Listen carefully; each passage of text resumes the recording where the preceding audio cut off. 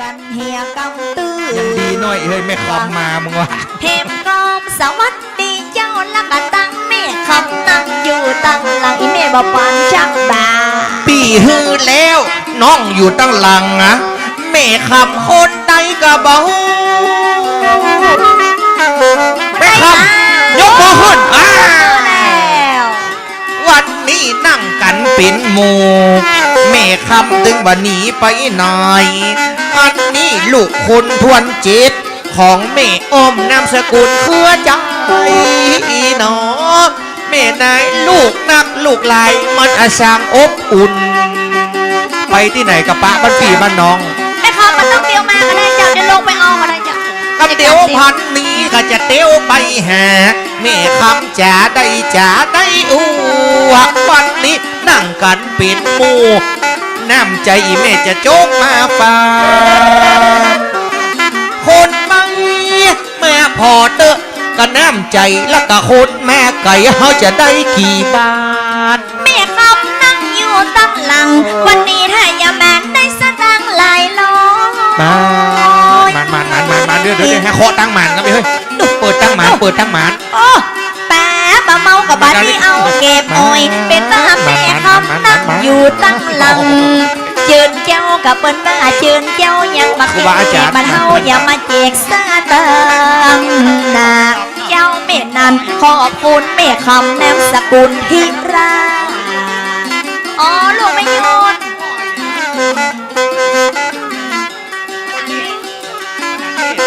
ขอบคุณปนานนักครับตัวแทนปนานเน็ตนี้ก็คือปนานยกสตางค์แล้วก็เอามาฝากรักบัวน้อยปันใหญ่ดีขนาดกันเฮามีบุญนักได้ไปโซสักตอนในพี่น้องยังไห้กับพี่น้องเวียงชัยวันนี้เปิ้นมากันหลายม้วนกันตึงหมู่ก็มีตึงลูกก็มีตึงหลานตะกี้เป็นป่อนนานเอามาตามลุ่มเจ้า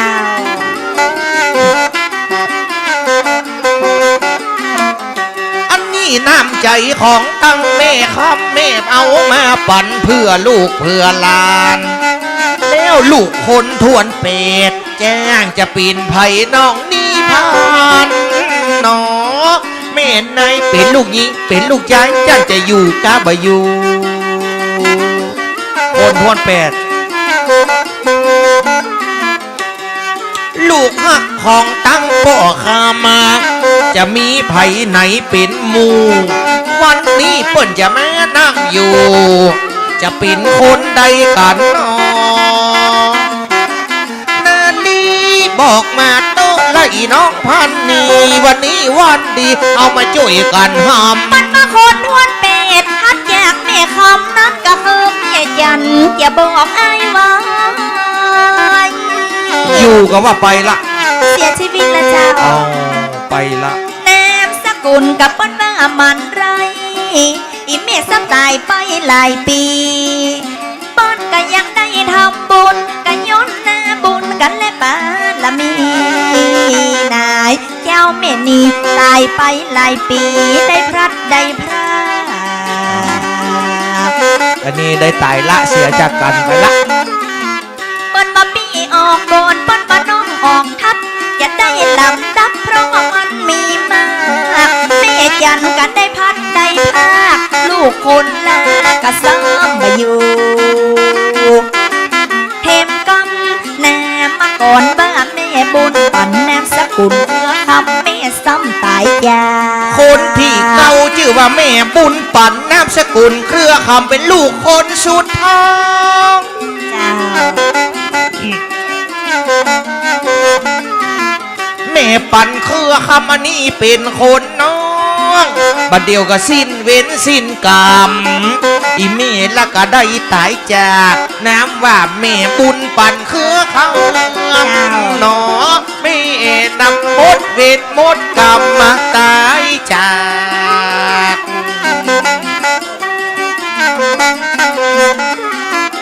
ก็วกกลับมาแล้วก็คนทวนสี่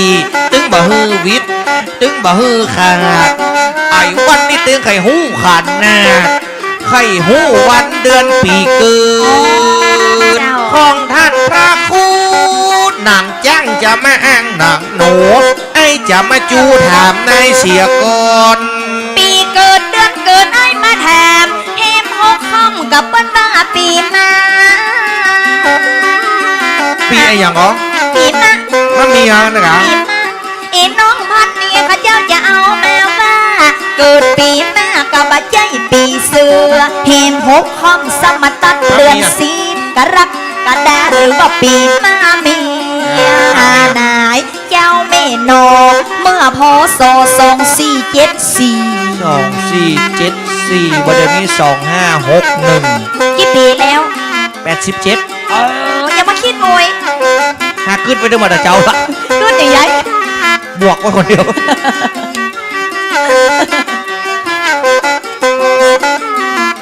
มันมาวันที่5กระดกกระแดกกระดักกระดา โอ้ น้องพันนี่โอ้มันพี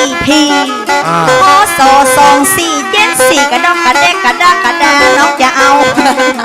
กาลักกระดาโคง แต่กาวันที่5เดือนกันลักกระดาบัจเจกระดกกระแดกกระดา ไม่ใช่ ไม่ใช่ วันที่เหรอ วันที่5ละกระดักกระดาตังแม่มันดาอีแม่เจ็บต้องเจ็บต้องเลยมึงเจ็บต้องเลยเจ็บต้องเลยเจ็บต้อง จะต้องมั้ง บึ้ดกับฟ้าคาง อะไร บึ้ดกับฟ้าห้อง อุ้ย 5กระดักกระดานนี่มันจับหน้าฝน แม่กัน เป็นบดมืดอีพ่อว่ากระช่ำมีโลงนอแม่นอนตั้งเป็นโคตรกระจะลูกเกิ มา ด เจ้าปากโกดกับเธอซะนะ เกิดเถอะ ปากโกด มันจะไม่ได้กินแกแค่หาไว้กึดโหดหน้ากาดักกาดดาตกต่างพันษาโนเจ้าแม่อ้อมเจ็บตองแต่เล่าจะได้ละมาถือกำเนิดเกิดมาตึงไข่หันละตั้งลูกพุทธา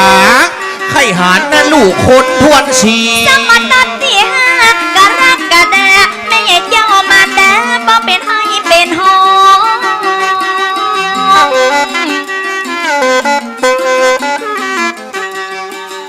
นั่งในป้อเป่งนางงมปืดก็ฮอนปืดก็หนาวตักลุกก็สมาเจ็บต้องแม่อ่อนใจบ่บะยาวนาเจ้าแม่เนาก็ว่าลูกเฮาบะเดียวจะเกิดอันนี้หย่องบะเดียวเนี่ย ลูกไม่อ้อมจะเกิด แล้วก็เจ้าเป็นแม่พ่อ เป็นแม่ว่ะมันหันภาพหน้อยหนึ่ง มาหันภาพเจ้ามาตัดตี5กะกันลักกันดาแม่เจ้ามันดาก็เป็นผู้ประเสริฐแม่อ้อมเป็นผู้กำเนิดลูกสาวอย่าเกิดมาเจ็บท้องขนาดเพมก้อมอย่ามาสงสารแม่ท้องละมานบนบ้าแม่มันสุดเส้นลำบาก กะตั้งมานดาปีนห้องปีนเฮยผัวเฮยข้าเจ็บต้อง โอ้ยบอกมาเถอะบอกมาโอ้ยเจ็บ จะ ท้อง เงียสางน้อยดังบ่อละอ่อนนักกะข้าเจ็บนักกะเจ็บหนาสู่หุยก็จะเงียสั่งใดจะไปตั้งหงยุกหงยังหนอแม่น้ำปวดหน่วงลงขาเจ็บไม่เจ็บบ่ โอ้ยสวยเกมเดี๋ยวโคตรเดี๋ยวกลอยพวกประเด็นเนี่ย แม่มันก็จะเงียอย่างใดก็ตั้งพ่อครับก็เกิดไอ้หยังเพราะบอกออกมาเดี๋ยวลูกก็ในท้องแล้วก็มันจะลูกออกเฮาจะไปบอกแม่จักแม่แจ้ง โอ้เด็กอะ ตั้งใจแล้วก็หมอตำแยละไอ้แม่มีไหนคนเท่าคนแก่ขจายไอ้แม่ขจายลูกเขาจะออก ป้อข้าวเป็นหน้าเหตุตาเหตุไปห้องหมอตำเย่เพราะว่าเมียเจ็บต่อย ก็รู้ประกาศครับมีเขาจะเกิดลูก ไปประกาศนี่หยังไปห้องหมอ ไปห้องหมอฮะ โอ้ย เดี๋ยวไม่โยนขอยอดพักปังสักกำแล้วยอดพักปัง นี่เอามาอย่างทวัด ฮะ เอามาอย่าง แห่ต่ำแล้วก็โมะเข้าไปในเนี่ยกะมันออกง่ายอย่ามันมื่นอย่า อย่าไปบ้าไปเลยปัญญากันไว้ เอาเงี้ยอันนะกะ ปัญญาอันกะ ถ้าออกยากนี่นะ โอ้ ตำพักปังนะ ละโมเลย โมเลยถ้ามันมาออกก็ต่ำแบบกล้วยชุกมุ่นนี่ว่ะ เอ๊ะ เอาโมได้มันมื่นนี่ว่ะมันออกง่าย ไอ้ไม่ได้กิ๊ก มันออกง่าย เอาแล้วประเดี๋ยวนี้เขาจะเจ็บท้องเนาะ จะเกิดโอ้ยมาเดี๋ยวนี้มันซ้อมไว้ละ เอ้ย เดี๋ยวมันซ้อมไว้ว่าทีว่ะ ก็ยังใหญ่อยู่เลยเนี่ย เอาเกิดลูกมึง อันปัดตั้งขายกะ โอ้สมัยก่อนมันมีขา เอาปัดตั้งเนาะ มันมีขา มันเหยียดเอ็นเนาะ มึงอ้าอย่างเดียว โอ้ย คือตึงหาแม่อ้อมตอนนั้นเจ็บท้องจะเกิดลูกเมงจะแม่มึงอึ๊บไปแฮมอึ๊บ โอ้ โอ้ได้ด่ะ ฮะ เนี่ยมาโต๊ดลำเนี่ย โอ้ยยังไงมาเนาะข้าเบงล้ามาสู นะ มันหลานพ่องเป็นตัว คนจะเกิดลูกมันหนึ่งเอี้ยกะอีแม่ โอ้ ขี้ซดต้นลำ ขี้ เลย หลานมอดอะ กะ เออ ขี้ซดต้นลำนี่อะกะเจ็บต้องเจ็บใช่จะเกิดลูกด้วยนะ โอ้ยหัวเอ้ยกอดซองก็กากะหมอมันออกแล้วกะสู โอ้เบ่งแหมแม่มันเบ่งมาโอ้ยหันละเนี่ยตอนเปกนี่เป็นไดตอนเปกนี่เป็นอย่างไดเอาเข้าลึกเนี่ยแล้วตอนออกนี่มาให้มาหุยนั่นไม่บัดเทื่อเบ่งมาโอ้ยยังมาออกเจ้าฮอดไปเดียวอะไรเป็นไดบักกองตอนเข้านี่แองจะเอาเข้าแบบขลำมั้ยนะ กระจายห้องอะ ตอนอ อ อ อก กแล้วกะ ตอนออกนี่บอกโอ้ยเป็นให้ตายให้วายเบ้งแฮมเอาแม่มันยังไงสู ออกมาฮันนอยละหรอ ฮะออกแล้วกะสู โอ้ยอย่าแน่ลูกเขาหอน่ะ หัวออกแล้วกะสู โอ้ยตัว อย่างใด โอ้ยอย่างลอกลิ้นเสียป้อมันไม่แห้งน่ะ ว้า ไม่ใช่กะ อันนั้นปัจจัยของแม่มั้งฮะ เขาได้ของแม่มาแผลเก่าอย่างเขาแบบพ่อดีๆอ่ะ กันนึกว่าหน้าลูกเขาโมเมนมาอะไรโอ้โหเอาสรุปละคือเอาออกมาเลยเนาะ เอาออกเลยเนาะ ออกเลย โอ้ยมันหน้าวิหารเนี่ยให้จัดมาทำคอร์ดนี่ก็บัดได้มันถ้าเป็นหน้าวัดนี่ให้ทำคอร์ดด้วยละหรอนี่มันหน้าวิหารมาเอาเบงมาเป่งมาอึบ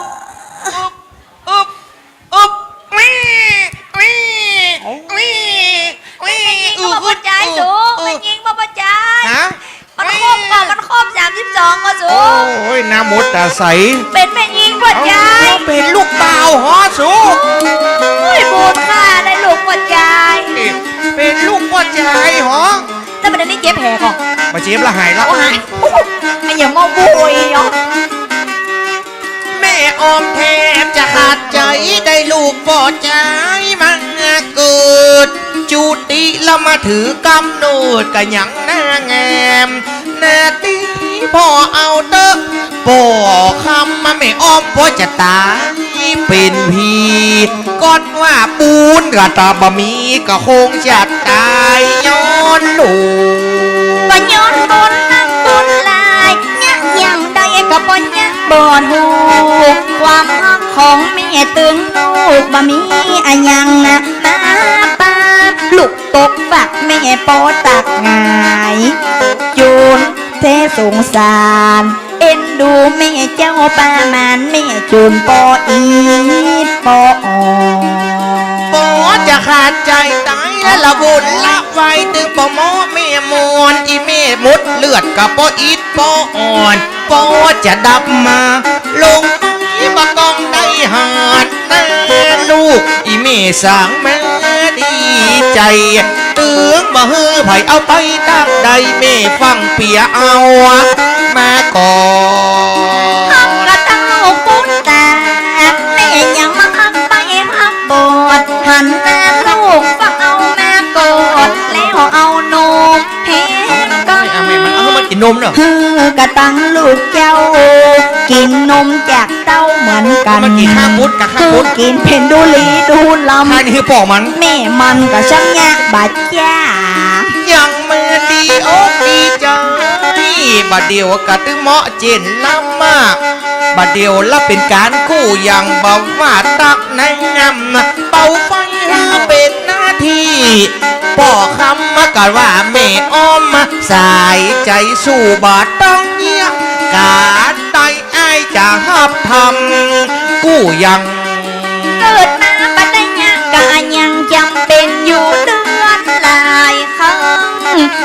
ยังละกะตึงกับบะแจ้งชีวิตเปรียบเหมือนแม่มันเปรียบเหมือนกวางแจ้งจะเตียวจะนั่งสุดเสนสงสารยังมาเอ็นดูคนที่เป็นแม่มันจะต้องอยู่ไฟอยู่เดือนเฮียก่อน ตึงบ่ได้แล้วเอาไปที่ไหนได้กะเย็นกะส่งบ่ได้กินเย็นกินฮ้อนน่ะก่อนว่าในเดือนบ่ได้กินแกงกินลาบแต่กะบ่ว่าไผ่ตึงบ่เหมือนกันว่าปิดแม่กำเดือนตึงบ่ได้ไปนะไปให้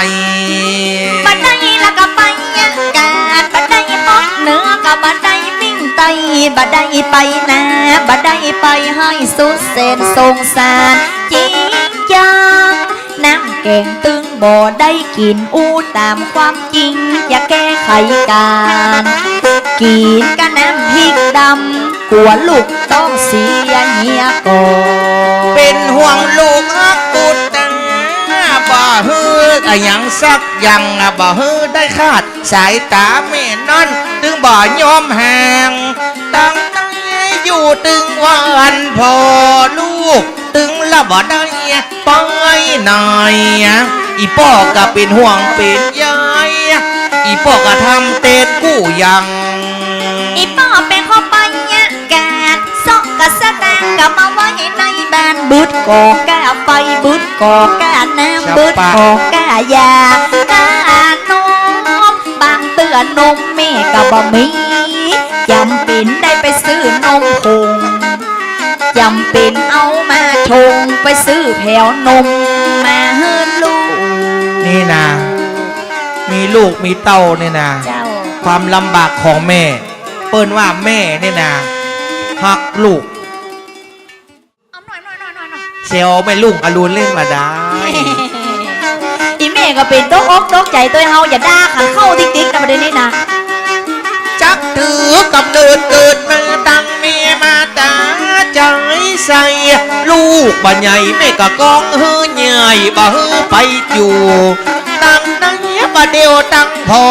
ลูกน้อยแม่มันสูบ่ต้องไปไหนคือสูเป็นห่วงเป็นใยบ่ฮือหมดเมงได้ไกลลูกน้อ ป้อไปทำงานโซสัตแตงมาโกทำกู้อย่างเต็นนอกเพราะว่าพ่อเป็นหัวหน้าครอบครัวส่วนแม่นั่นอยู่บ้านอย่าดูแลเพื่อผัวอาหารการกินบ่ได้มองได้มัวเป็นแม่ครัวฝีมือก็เก่ง ช่วยกันดูแลพ่อก้อยก็ฮือมันงามมาเด่นมีลูกหวังฮือได้เก่งก็แย้มว่าเจ้าอกใหญ่มาส่งเฮียนปหนึ่งปสองปสามปสี่จนจบการศึกษาเพื่อให้มีสติปัญญาได้มีวิชาติดตัวบ่เก่า ส่งไปเราเรียนศึกษาอะยังกะตึงดีแต่เราพ่อแม่ก็สังเกตสัมเฮาปรึกษาหากันตึงมอนปานลูกอย่าไปเฮียนต่อเฮาอย่าไปเฮียนตีตั้งใดกันจำเป็นกันได้ท่องได้ถามแผ่วตั้งพี่น้องคนน้อยคนใหญ่ ประเดี๋ยวลูกป่อหลายคนป่อพังก็ต้องเอาใจใส่มีตึงลูกหัว ลูกเต้ยก็เป็นสะตังบอกมีก็มาถามตังลูกบ่าวจะใครเป็นซัก เป็นสีจะใครไปเฮียนที่ไหนกันดีอีป่อกันนี่จะส่งเฮียนกับลูก สัตว์แดงบ่มียะยะอย่างใดดีหายใจป้อบลงลูกซ้ำลายบ่มีสัตว์แดงส่งแล้วลูกอย่าไปเฮียนตั้งใดเอ็นดูตึงปีตึงน้องบางห้องก็มาแป่งตาใสแล้วเฮาจะยะหยังจะใดจะฮือคนน้องเฮียนก่อน เมื่อพ่อก็ตั้งคนละเขายังเป็นละอ่อนเอ็นดูก็ตั้งคนน้องและก็คนสุดตองโดยเมื่อตาเฮาเป็นคนต่างกางจะเยี่ยอย่างใดดีฮะ จะขอเกิดพ่อกะไปศึกษากะว่าอย่างแม่เกิดอย่าง ซ้ำมาเป็นลูกพ่อใจจะยากอย่างใดลูกกระเตืองลำบากเงินทองซ้ำบ่มีแม่ก็ว่าอย่าไปอยู่วัดนาอยู่บ้านจิตใจของท่านโอดออมจิตใจท่านเป็นคนเมตตาซ้ำหุ่มเขาวัดซ้ำหุ่มเข้าบาตัวกนครูบาเมื่อสมัยละอ่อน เอาอย่างอีพ่อจ๋าเฮาจะปรึกษาเสียก่อนอีพ่อกะอีนกะอ่อนอีแม่กะแก่ไปตึงวันนั้นบ่ต้องเป็นห่วงเฮานี่จะไปหาครูบาอาจารย์จะไปอยู่วัดเฮียนตั้งศีลตั้งธรรมอีพ่อคำละบ่ต้องเป็นห่วง ไก่ปอกกะบะทาเป็นหยังอยู่ที่ไหนเฮากะตึงมวนปอกคำแม่อ้อมให้ห่วงว่าอย่าไปอยู่วัดนาอยู่บ้ายันตึงตังลูกยันตึงตังทำลูกเป็นคนจำตึงบ่มีปัญหาจะเพิ่งปะตังวัดตังวาตัวกนครูบาตาหลอ แม่เฮ้ยเห็นกรรมอาจารย์อยู่ตั้งทับใจจุจวดบัดต้องห่วงบัดต้องเกิดฮอด ลูกจะอยู่ในศีลนะในธรรมะลูกจะบอกตึงแม่อ้อมบัดต้องห่วงยังจะขออยู่ในศีลจะขอกินในธรรมลูกนี่ตัดสินใจจะบวช อายุละก็ได้เต้าได้อย่าได้โกนกิ้วก็อย่าได้โกนหนวดวันที่เต้าใดตีอย่าได้บวชอย่าได้เป็นพระสงฆ์ครูบาบ้านเฮาบ่ตือหูกันหมดอุปสมบทว่าบ่มีปัญหาอย่าได้อยู่ในวัดในแบบเมื่อจะเป๊กเมื่อสมัยตะโกน ก็ถึงเวลามันดีบอกน้องบอกพี่ป่อเมาะไม่มอนบ่ได้ใจจางใจอ่อนจะขอเข้าวัด เข้าว่าจะตัดแล้วซึ่งต่างโลกจะมากำศาสตร์สะเนื้อจะเดินตามโหยพุทธถ้าอยู่วัดอยู่ว่าดีกว่า ก็เลยปรึกษากันคำตอบก็เลยได้ว่าอย่าลาพ่อลุงแม่ป้าจะเข้าเป็นโตนภายในอย่าได้เป็นบรรพชิตวันที่อาทิตย์ตึงแล้วออกแล้วใจ8 ค่ำก็อย่าบอกป้อใจมันเป็นเดือน10 ปีวอ สิบให้ละกะดังกะดังเอิ้นป่อออกไม่ออกมากึดถอกกึดถอกเขาจะกินจะได้เลือกเอาอาทิตย์เป็ดข้ามตกกำเดือน10ตามกำหนดการ2499วันดีวันงามเอาสัทธาเฮ้ยเขาจะบวชลูกกดหัวเลยยัง โกนหัว กดหัวเลยยัง เจ้า พระนาคเป็นพระนาคโย โอ้เป็นพระนางอยู่ จักกะได้โกนในคิ้วโกนกวดจักกะได้ผ่านหนวดเข้าสู่ศาสนา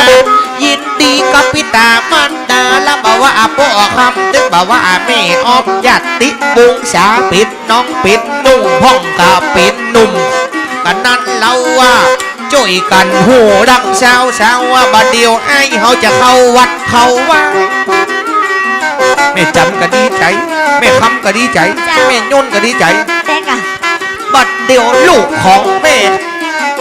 ลูกของละกะตั้งแม่อ้อมกับตึงป่อคำลูกฮักใส่ใจอยากตึงละสถาตั้งลายจะได้เป็นสาธุเจ้าอุปสมบทนั่นกาตกเดินกระดักกระดานั้นเราจีบ2499อ๋อ2499น้องจะเอามาเล่ากับเวลาบ่าย3ซ้ำว่าเป็นเรื่องดีเรื่องงามอุปสมบทแล้วจะได้เป็กเป็นดีใครท้องและเป็นดีใครถามจัดงานอันใดก็สำเร็จใครถามไปยังที่เป็กวัดอย่าเป็กวัดในยาตางดาว เอาละ วัดไหนบ้านไหนตำบลไหนเนาะ อุปส สมมติไม่ใช่จัดงานเล็กเล็กก็อย่าเป็นงานเป็นจำเป็นได้ห้ามจะต้องวัดวาอารามแล้วเบิ้นก็อย่าเป็นกะตะตีวัดในโอ้ไปแล้วเบอร์ได้มีปัญหาเขตท่านทักสีมาไอ้ลองบอกน้องไว้ ตีไก่เนาะ เจ้าละน้อง บ่ไปเมืองแป้บ่แว่เมืองนั่นบ่เข้าลำปางบ่พ้นแม่ห้องสวนนะบอกเฮียสีอ่อนโจรนะจะอยู่เจียงไฮ้ที่นี่ไปบวชที่วัดพระสิงห์ตำบลเวียงของเฮายามนี้แกะก้อนไก่ใส่กันเต็มตีจนหันดำหันแดง เจ้า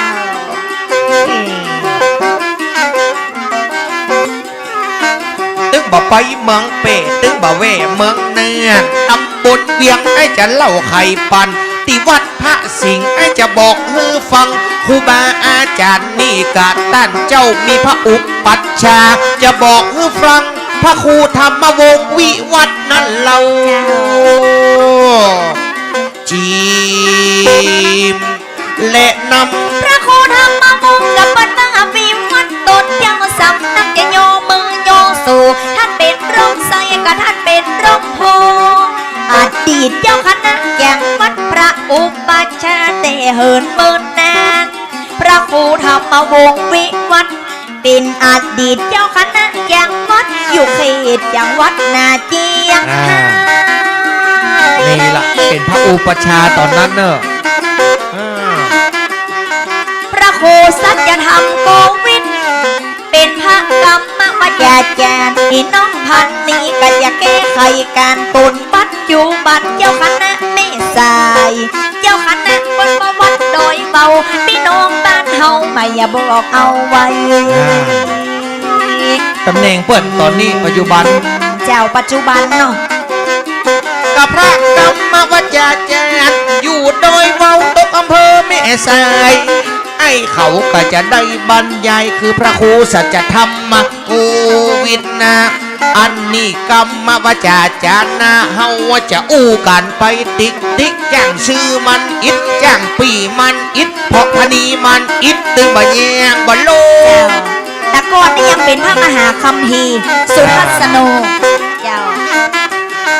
แล้วพระอนุสาวรจารย์น่าจะบอกเฮอฟังนะบ่มีปัญหาแต่ก่อนนามว่าพระมหาอินตารัตนญาโน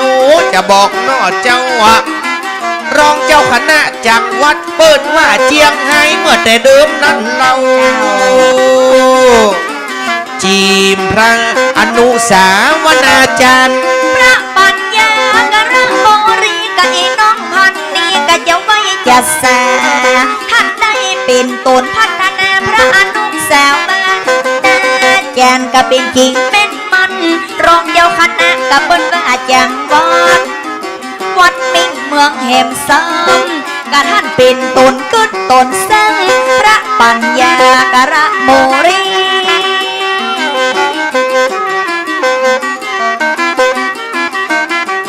ป่วยใดโออย่าโอไปสัมบัติและวิทยาฐานนะอย่าไปฟังนี่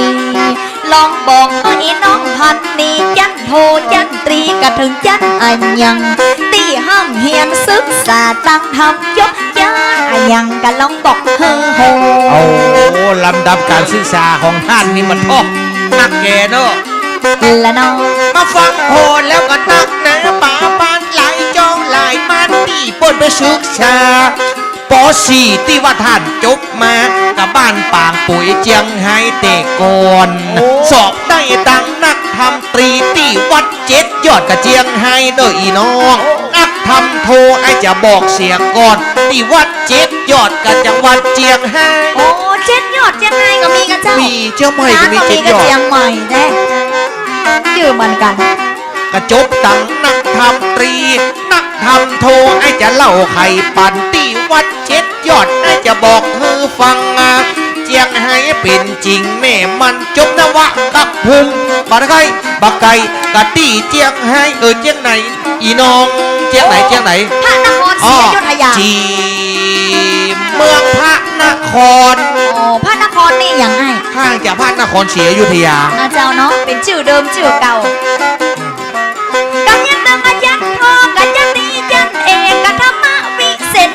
หลายประการปรริยนทำประโยค1ประโยค3ยัน6ยัน7ยัน9คนขวากะตั้งโมคัดทำมาเป็นหนตั้งดับความมองเศร้าได้เป็นตีเปิ้งของศรัทธาหนุ่มเฮานับเป็นตุเย้าต้นบุ แสดงว่าท่านนี่เก่งนะแก เจ้า ครับ สอบได้แผ่วนักทำเอกอภิธรรมยันตีเหมือนกัน แล้วสอบได้ยันแผ่วอาจารย์จะบอกเธอฟังเนื้อตัวคู่คันเมื่อพศ2503ชักทำนักอาจารย์ก็อย่าบอกแหมครั้ง เฮายังบ่เกิดเด้อ อภิธรรมชั้นอาจารย์โอ้เป็นคุณครูสอน ก็เฮียนหูกับมาลาย7ลำตั้งศีลตั้งธรรมเป็นนักเป็นนาสมแล้วตั้งเป็นพันมหาเป็นครูบาและพระครูตันเจ้าวะความสามารถเปิ้นจะเก่งอะหยังบ่เล่าเฮ้ฟังแต่เดิมแต่เก่าเป็นอาจารย์ตันเจ้าวะเกินจะเก่งละอาชังอันใดเก่งตั้งใดพ่อหาท่านพระครูเนี่ยการศึกษาเปิ่นก็เฮียนมานักไปตึงเมืองไก่ไปตึงเมืองไก่พุทธนครกรุงเทพกรุงไทยละอยุธยาเฮียนมาแม่นมันนะความสามารถและความเชี่ยวชาญของท่านพระครูจะมีอะยังพ่องนั้นจีกับพวกเราคือฟัง ความสามารถท่านก็มีหลายด้านนับเป็นความเชี่ยวชาญได้หลายภาษา เป็นนักกับปะทะคาถาได้ตึงเขียนแล้วก็ได้ตึงอ่านบอกว่าตั้งข้าวตั้งกับตั้งกอนเป็นครูสอนก็อันใดก็แจ้ง ศิลปิน ตึงเต่งตึงเขียนตึงอ่านภาษาสุภาษิตนาคำมามุง ท่านเป็นคนอ่อนโยนเป็น เจ้า คนมีหัวใจของศิลปิน กะท่านเป็นนักพูดกะท่านเป็นนักคิดเป็นภาษาอะไรอย่างก็ สุภาษิต ใช่ เดียว สถาปนิก อ๋อ แต่งจัดลาย สถาปนิก เชื่อร้องโหตั้งลายแต่งแถวกันตั้งพระวิหารสถาปนิกกะอันใดกองงามแบบล้านนาไทยอะอย่างตั้งงามแต่ เก่งออกแบบเลย ออกแบบเป็นสถาปนิกโอ้ลายยัง ก็เป็นนักออกแบบเป็นสถาปนิกตัวสารลัดทิศเขาเจิญไปเป็นที่ปรึกษาองค์ประกอบแบบปืนบานล้านนาเป่งวิหารเป่งศาลาบาทประเดี๋ยวอาจจะเล่าใครปันนะเฮ้อฟังถึงบาวิทบาขาดความสามารถเป็นถึงนักขาดนัดบอกว่าเป็นข้าวถึงบอกว่าเป็นกรอนได้หมด สุดยอดได้หมด ตึงภาษาอูตึงภาษาเทียนภาษากำเมืองตึงบะละฮือมองเป็นอาจารย์พระครูได้สอนเฮือละเด็กกะละอ่อนเหนือใต้จนได้มีลูกศิษย์จนได้มีลูกแห่กูกะลาขอเฮือไหนจำไว้จีนี่แหละคือท่านพระครู เป็นตึงนักอ่านก็เป็นตึงนักคิดเป็นสถาปนิกออกเปรมเหมือนกันวางแผนพออันใดก็งามแล้วเป็นดีใครทำสัมมนาสักเมื่อปี2513แย่งโซกะจะอูนนักท่านพระครูสัญญาบัตรเลื่อนเป็นจานาสามัญ2513สัญญาบัตรชั้นสามัญพศ2513เป็นพระครูบรรพสัญญาบัตรแล้วกำนั้นเลื่อนสมณศักดิ์จันโทจันเอกบอกผู้เฝ้าเมื่อพศ2514 2519เตเรา เกิดหรือยัง ตามลำดับยังบัก บักเกิดเด้อ น้องเกิด2535อีแม่ดู 2510เต้าพระครูตันเจ้ามาได้รับมาเหมือนกันนะ เจ้า สัญญาบัตรจันเอกนโหนเงียมเมื่อตอนนั้นพันนี้ยังบ่เกิด ยัง ก็แต่ว่าตูนไปเนยท่านพระครูก็เป็นตูนประเสริฐสัญญาบัตรได้ก่อกำหนดโอ้นฉลองกับศรัทธาเจียงยืน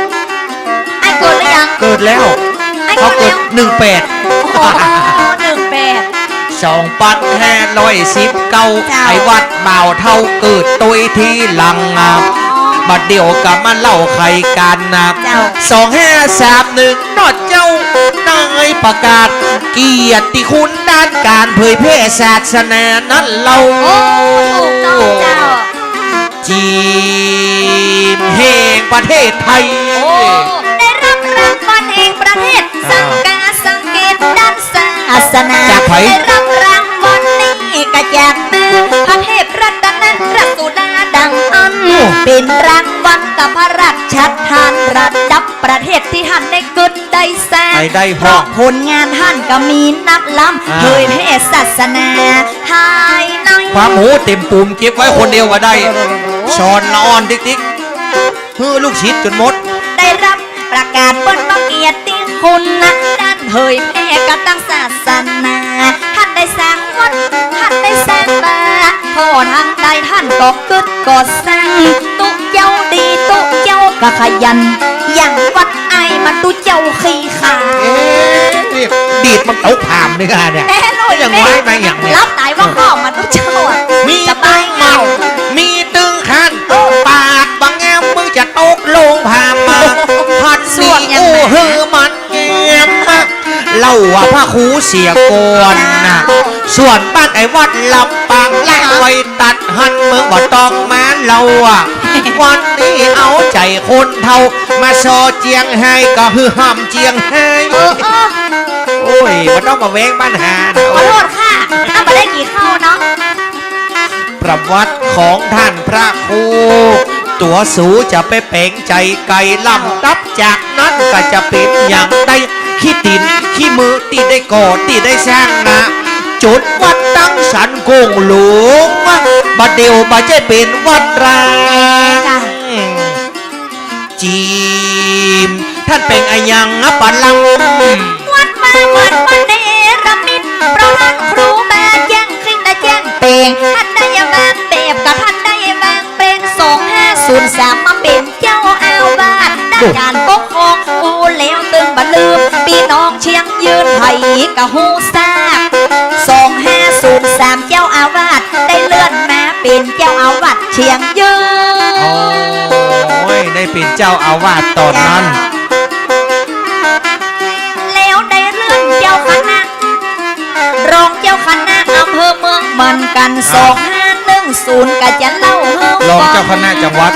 บอกเมื่อตัวปี โอ้รองเจ้าคณะอำเภอเมือง รองเจ้าคณะ อำเภอ เมืองเจียงไฮ้ก็อย่าบอกตัวไว้ โอ้2510เป็นรองเจ้าคณะอำเภอเมืองล่ะ เจ้ารองเจ้าคณะอำเภอเมือง จากนั้น2519ไอ้เขาก็จะเล่าใครจะได้ปีนพระอุปัชฌาย์เลื่อนลำดับขึ้นมาแห่มครั้งหน้าจากนั้น2521ยังมานิดวิสิทธิ์เจนดำลงกับรักษาการเจ้าคณะและก็อำเภอเมือง โอ้ตอนนี้รักษาการแล้วเนาะ เออ เจ้า ผ่านมาแค่ปีเดียว ปีเดียว 2,521 เจ้า เลี้ยวขยับ522บอกฮือหัวใจเจ้ามอนนะได้เลื่อนตำแหน่งแล้วเจ้าจากรักษาการกับเมื่อเป็นตัวจริงเมตตาดำนิ่งเป็นเจ้าคณะตอนนั้น ได้เป็นเจ้าคณะอำเภอเมืองเต็มตัว จีม522 เจ้าคณะอำเภอเมืองโอ้ได้ไปเบื้อง2522เป็นงานด้านการปกครองแล้วที่เป็นงานท่านสาธารณูและบนราปางการยังจะมีหลายอันหลายด้านหัวตีนหัวมือเคยแซงที่ท่านเคยแปลงวัดนะเป็นมา บ่ต้องกลัววัดตันเจ้าคณะอำเภอเมืองแห่มช้ำอันใดก็ดีอันใดก็ใช้ ย่างโซกับมันนั่งกลางน้ำมาโซตัวกันว่าบ่มีปัญหาท่านเคยสร้างวัดท่านเคยสร้างบ้านเป็นดีกับใครถามตีนี้มันเป็นกะจะหือหัวตีนหัวมือมีอะหยังห้องนี้ ตกเมื่อ2507เปิดสร้างสำเร็จแบ่งกำแพงแวดล้อม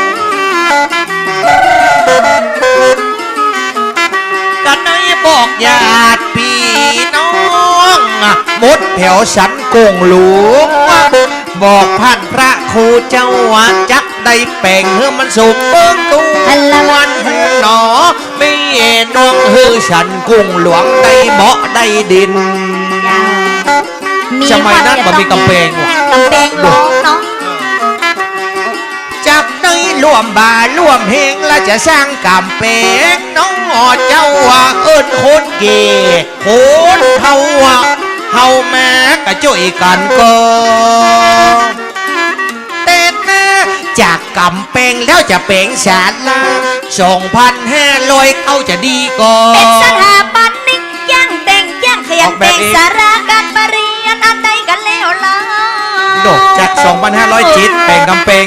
2,509แปลงศาลา เปิดมาเมื่อพศ2509ศรัทธาบอกบ่มีปัญหามาจุยกันแปลงมาจุยกันใส่หอมปูนหอมใส่เพื่อจะแปลงศาลานาเจ้าแม่นอง2512สร้างแหวกูตี กูตีสูงนี่2,512 เจ้า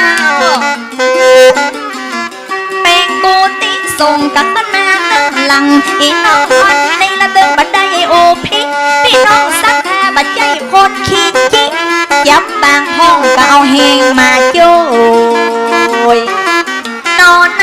มาเติมแม่หญิงมาเติมบ่อใจบางห้องก็ห้องทรายบางห้องก็ห้องเหล็ก 2,514สายน้องสายพี่ก็มาช่วยแหมครั้ง โอ้แปลงอะยังแฮมไอ้ ก็สร้างโรงเรียนพระปริยธรรมขึ้นนะเอาไว้แหมหลังนะมี2 ชั้น6 ห้อง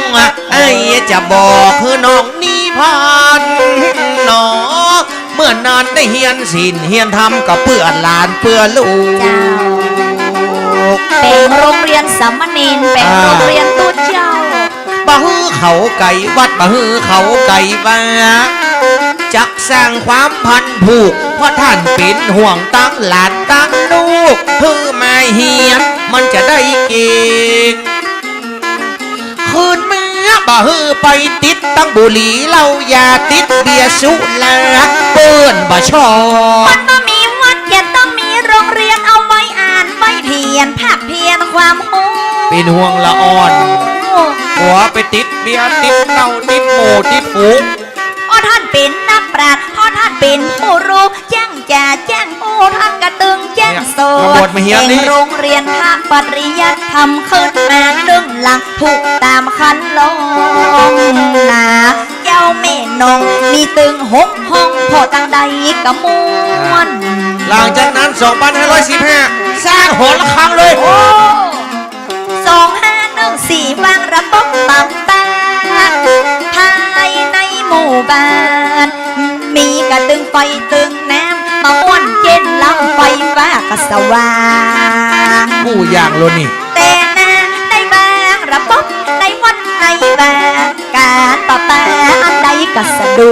วก แล้วสร้างตั้งหอระฆังมันอย่างมางามเจนลา ตู้ตนเดียวเป่งไฟเป่งหมดในเมตตาสุดยอ ตา ด ดแล้วมีของท่านก็เริ่มกว้างสถาปนก็เลื่อมใสเพราะเป็นตนดีองค์ดีผู้กันค่อยจะวัดเจียงให้หนอแม่เตยศรัทธาตั้งหลายกำลังไหลมาห่วมตนดีองค์ดีจังเกิดความเลื่อมใสพด2,517เฮาว่าจะเนี่ยเพื่อมันเป็นสัดส่วนนะเพื่อทุกคนมีส่วนร่วมบัดเดี๋ยวเฮาจะสร้างจากกอ เป่งอะยังแฮมไอ้ กูคนว่าเฮาว่าจะสร้างตังกุฏิสูงบอกบุญทุกคนเมปอ มีตึงศรัทธามีตึงญาติโยมอย่าเป่งห้องกุฏิสูงให้อย่าดีเย็นลอ 2,517ยังมาเกิดเตื้อสร้างก็เป็นกุฏิชงละ เพราะว่าตุเจ้าพระเนนหลายล้ำจำเป็นได้สร้างจำเป็นได้เป่งศรัทธามาช่วยกันสร้างได้แม้วางเบบวางเปรนนาย แก้วแม่นงเปงกุฏิสูงเอาปูนเข้าหล่อที่แรกนี่เป็นกุฏิไม้เนาะไอ้ ห้อมใจกันกับสถานหน้าเปงทำไมมันรู้ พี่น้องบ้านเฮาช่วยกันดีอันละมาโบนะได้มาเปงเสริมต่อได้มาสร้างเปิ้นว่าได้มาก่อเอาปูนเข้าหล่อให้มันดีเหลือเก่า เปงไหมปฏิบูรณะสะครไหม เห็มกำแล้วนอกจากนั้นท่านอย่าเป๊กอะยังลองแก้ไขกันกันนายก้อยเล่าก ะติของวัดและกะติของว่ามาพอตังเนี่ยมันไอยังมันหนักลำ โอ้ บัตเตอร์เป้จะเพี้ยวเฮ้ย ยามหน้าฝนกระทากหญ้าติ๊กๆเอ็นดูทุกเช้าก ระท่านพระครูอย่างมาอิดเสียงท่านนะจ้อยขยมกับบะมันเวียกการมาตุกกับกะกำขอบกงะไปเอาแย่ตึงมือตึงวังน้องแม่ในเลยว่าตัดสินใจตู้จะเทคอนกรีตเอามาหาที่ค้านมา เทปูนหลับไปเลย ขยุมกับพระน้อยบาทหลาย เนี่ยคนเดียวมันอาสางมาอิดเลยจะเปลี่ยนเป็นเทคอนกรีตมันน่าจะให้จะดีบ้าง คอนกรีตไม่ใช่คอนกรีต ตอนไหนบาดเดียวเป็นวันตั้งไหนตัดสินใจแล้วจะเทคอนกรีต เทคอนกรีตบัดยี่เทคอนกรีตบัดเดี๋ยวยังมาอีกข้าอยากกินข้าวเย็นล้อ